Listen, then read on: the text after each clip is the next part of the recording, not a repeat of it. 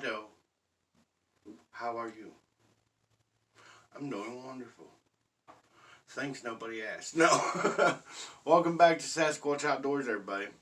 So, today, I came prepared. I sit down and wrote out a cheat sheet. Yeah. Hopefully this will help me from getting so confused and going all over the place. So, on today's agenda, we have how it's better to walk in the outdoors than on one of them danged old treadmills. First off, don't get me wrong, treadmills have their benefits, especially if you don't like going outside when it's cold. I understand that. But look at all the benefits the outdoors has over the treadmill. Here's just a few of them. One, you never are going to see the same exact thing when you're walking outside. Yeah, you might see the same tree every now and then if you continually walk the same path and everything. You might see the same tree. You might see the same plant, but that plant will change over time, and that tree will change over time. But you may not see the same bird you saw yesterday. You may not see the deer you saw yesterday. Who knows what you're going to see? It's always a random chance that you could see anything. The next, the scenery itself. I mean, when you go outside, depending on where you live, like where I live, I go outside, I see, my front yard, my trees, and then I'm surrounded by a farm, and I get to hear the cows, and I go play in the woods a lot because there's a woods right behind the house, and we have a large field area that we go and walk around in, and then whenever I want to, I don't do it so much now just because it's very difficult and very hard on a vehicle anymore to get down into the Shreve swamps, but I used to get down and play in the swamps, and that honestly is my stomping ground. Oh, God, I love the swamps. If I had the chance, I'd go to the swamps and build me a log cabin in the woods. That's no joke. I love them that much. It's a beautiful place of wonder. Number 3, and this is one of my pet peeves. I have a problem sometimes when I'm walking somewhere that has like a historical past. I will pay more attention to the ground than I will conversations, than I will looking up at the trees and the birds, than I will, paying attention to where I'm walking. I will be staring at that ground a lot. And the reason why is because you never quite know what you're going to find. I have found arrowheads. I have found napping stones. Here recently, just walking around, I don't know where I set them. Here recently, I found some fossils. And the coolest part about it is my nieces and nephew were able to be a part of that as well. I also found an old stone knife that is pretty cool. Give me one moment and I'll find that.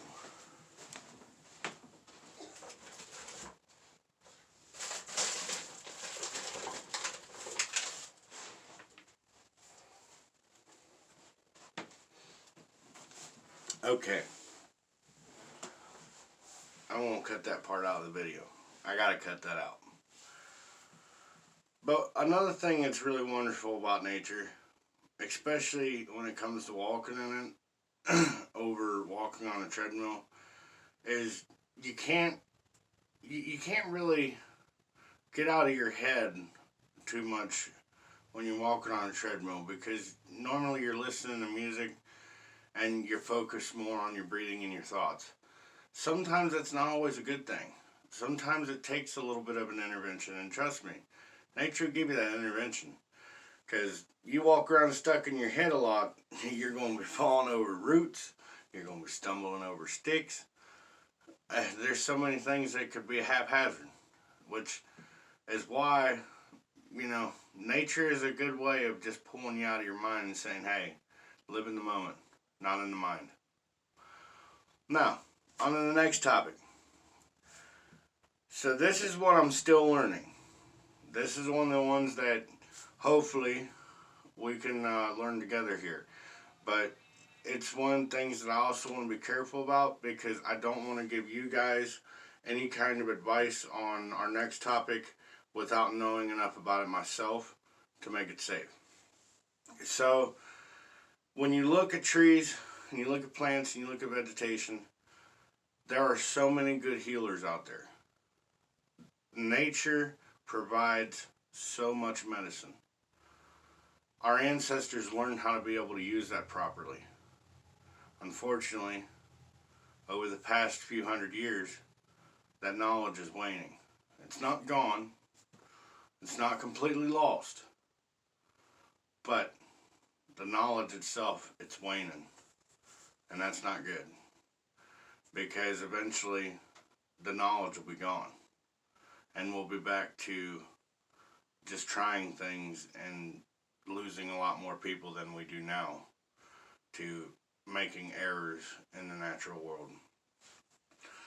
So, to give you an example of natural medicines, you look at some trees, and there are some trees that can heal heartburn, upset stomach, headaches. You look at some plants, and they can cure depression, anxiety, and PTSD. Let me take that back. Not cure. They can help you with the effects of these mental disorders. And I haven't done enough research of my own, but from what I'm understanding, there are also plants out there that are good at being able to help put cancer into remission. Again, do not quote me on this, because I don't know enough research yet. But I do know that there are plants, there are trees, there are types of mosses out there, and there's types of fungi, and there's types of weeds that we nowadays just look at like, oh, that's pretty, or it's a pain in my yard. No, it's not. If you do a little research, you might find out that it'll help you. But then again, you could also do some research and find out it's a good thing you didn't mess with it. Because if you would have messed with it, it could have done something to you.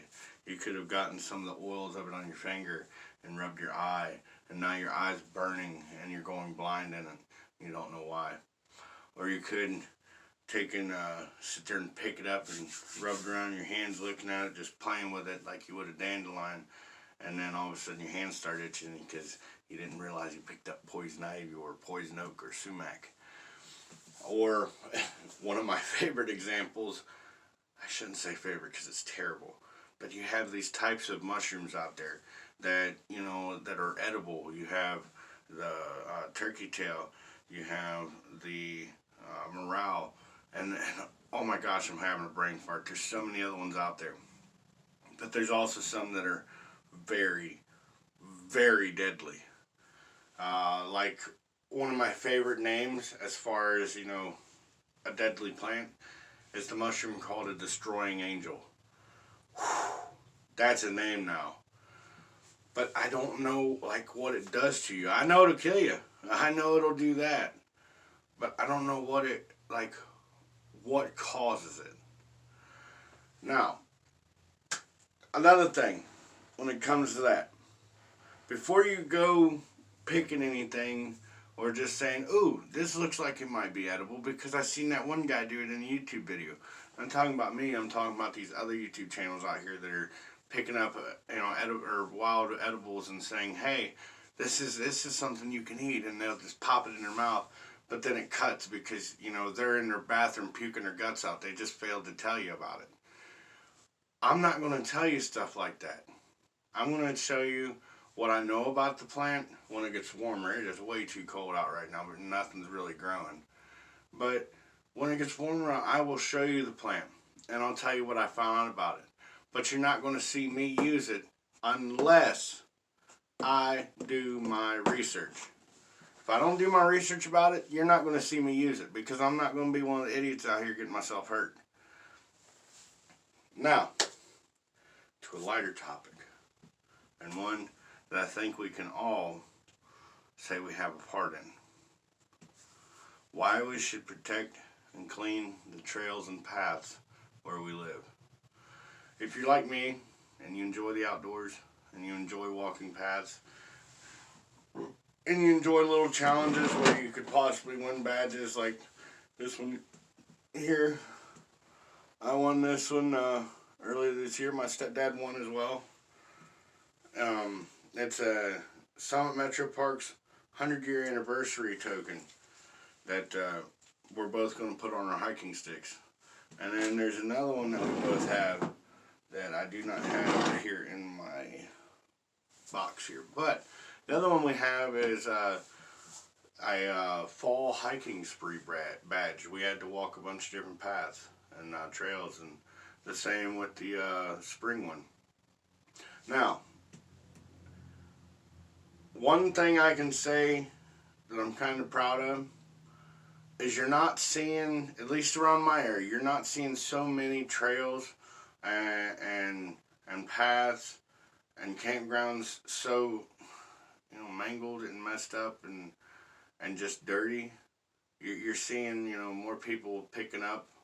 It's a good thing. But again, this is the area I live around. You're not seeing so much trash, which is wonderful. But when you do see trash, and if you know there's a trash can not far away, or you're out there for the specific reason of picking up trash to help others enjoy their time out there, then make sure you pick it up. Don't leave it. Just because somebody else left it there doesn't mean that you have to let it sit there. Because you never know. What happens if, like, a small animal comes along and picks it up and tries to eat and chokes on it and dies? You could have prevented that. I could have prevented that.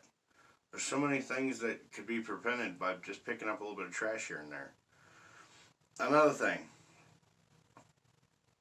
we have to learn how to stand up and say something about the places we enjoy. The wilderness. You know, you see every day, well, there's a large amount of deforestation going on here, or they're making smaller woods so they can make larger houses. You got to stand up and say something. Yeah, they know that people don't want it happening, but ain't nobody standing up, at least not that I'm seeing. If you want that to stop, and you want the places that you enjoy walking, and the places that you enjoy to hiking, and the places you enjoy to camping, you got to stand up and say something. You got to tell them, hey, no, go build it somewhere else. Go do your deeds somewhere else. Let this place be. And you don't see that very often anymore. You hear it every now and then, but you never see it around your areas. Now, on to another thing. The outdoors, not just the woods, not just the flatlands, not just the grasslands, not just the swamps, not just the plains, not just the mountains. Everywhere is home to not only people in some cases, but animals and birds and so many things. Some of them are creepy crawly. I get that, but others, they gotta live just like us. You know, I'm learning as I get older. There are a lot of types of animals and bugs and insects of all kinds that I'm just like, why though? Why do they gotta be here? But then you look it up and you find out, well, they have a pretty big part in all of this too. Okay, so the life cycle. Well then, if they gotta live for me to live, then I guess they gotta live. But here we go again. I'm getting all confused. I'm glad that I got to come back to you guys again today. We'll have to make some more. soon, hopefully very soon, we'll be making some videos outside. And I'm going to start trying to do a little bit of editing here and there in my videos. Let's see what happens. But for now, Sasquatch Outdoors is out. Like, comment, subscribe, share. To your mama, to your daddy, to your auntie, to your uncle, to your cousin, your brother, your sister. Anybody you can share it to, share it to them. I know my videos ain't the best, but daggone it, the longer I do this, the better they're gonna get. I love y'all. Keep it squatchy.